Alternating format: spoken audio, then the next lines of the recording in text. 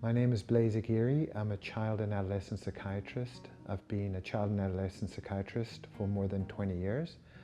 And for the last decade, I've been working with children and adolescents who are suicidal and self-destructive.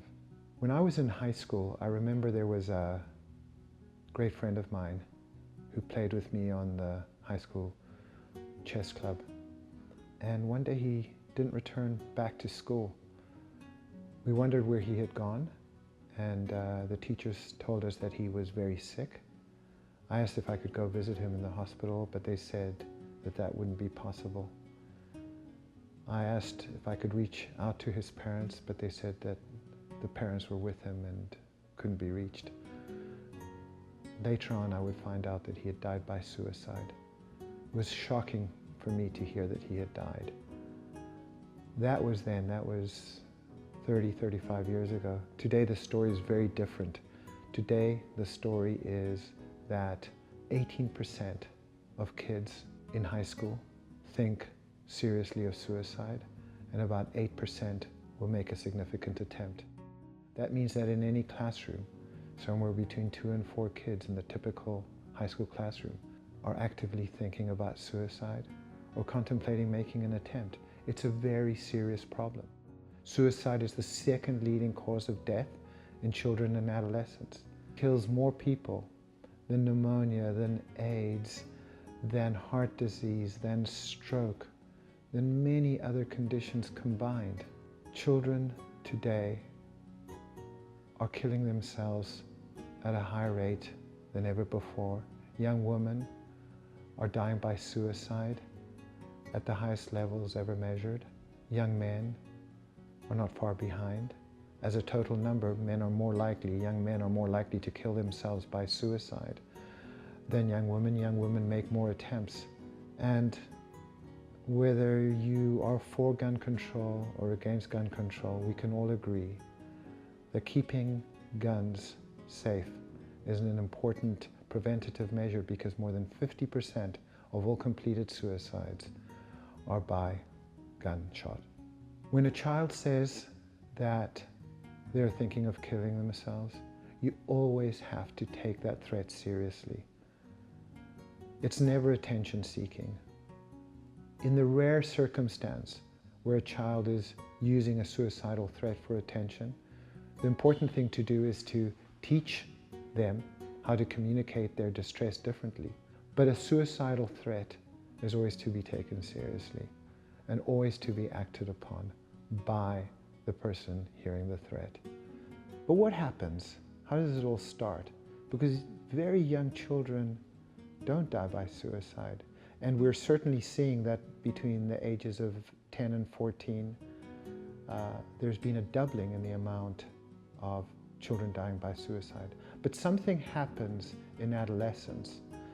And what happens is that hormones begin to spike, social stress begins to increase, academic demands increase. We certainly know that some adolescents are at greater risk. Adolescents who are LGBTQ, adolescents who are in Native American populations, adolescents who have family members who have died by suicide, adolescents with mental illness, adolescents in homes with weapons, guns, adolescents who are exposed to bullying, to domestic violence, are at higher risk.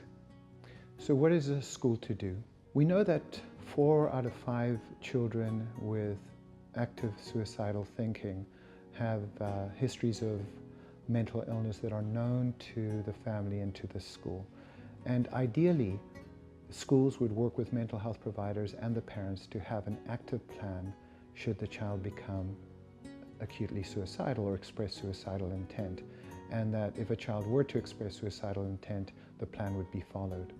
But in a new case, or one where the plan seems to have changed, the conservative and right way to approach it would be to call 911, and that while emergency services are being accessed, to have someone stay with the child until the child is in professional mental health hands.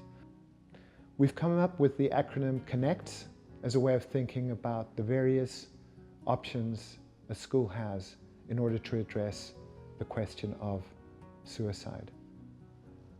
The C stands for create awareness. It's extremely important to talk to children about suicidal thinking and other mental health issues. It does not increase suicidality in speaking about it.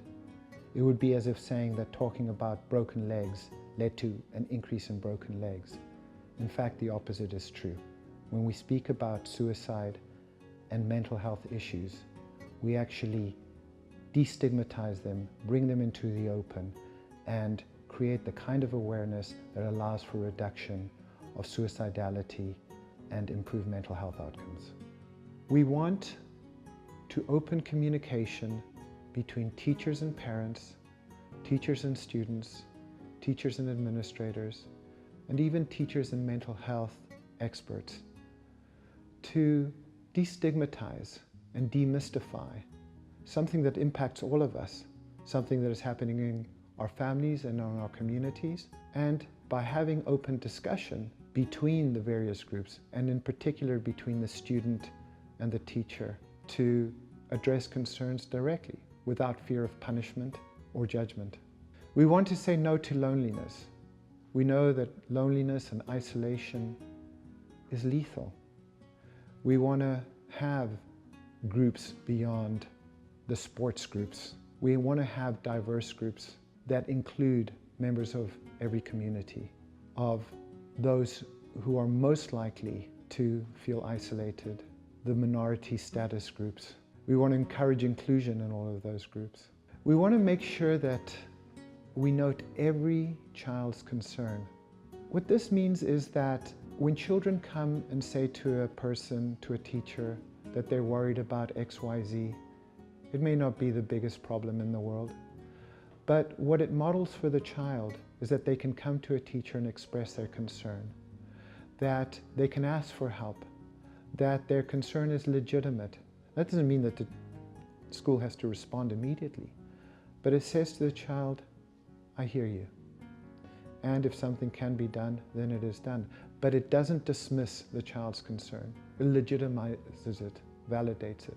We want to encourage self-directed activities. It turns out, in fact, that schools that have more self-directed activities have fewer levels of depression and anxiety. Kids are under so much stress to perform for specific tasks in specific courses. But creativity heals, and being creative because of self-directed activities allows children to engage with others and come up with problems and solutions that others hadn't considered. It doesn't have to be within a curriculum, but have a couple of hours a week of self-directed activities. We want people to connect in real time. We talked about the benefits of social media, but the perils as well. Have an emoji-less conversation where the LOLs are left out or the TTYLs are left out. Say to each other what is happening in real time. Let each other see each other's face. Have a discussion about the impact of digital connection at a time when digital connection has overridden the millions of years of human development. Set aside some time for that real connection. We want schools to have within their curriculum a teaching of social emotional skills. Adolescents today have less of an ability of tolerating distress, of regulating strong emotions, of being effective interpersonally, and of staying present than ever before.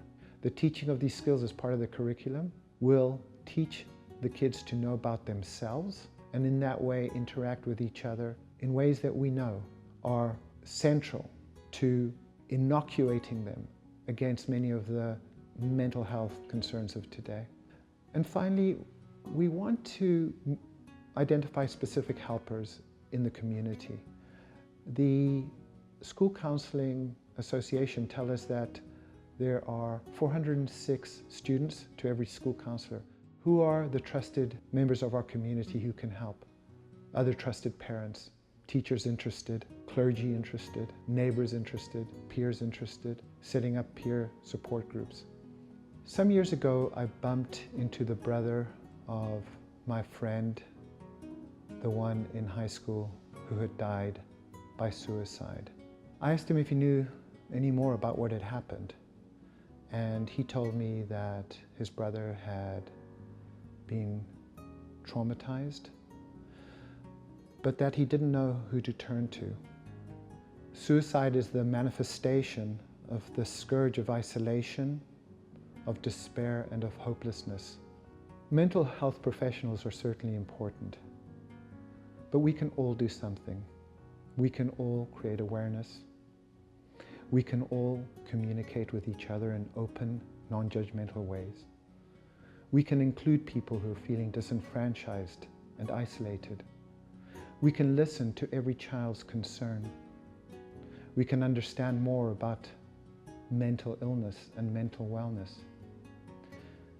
And in so doing, we connect with the broader community. And this connection is the antidote to reducing today's adolescent suicide crisis.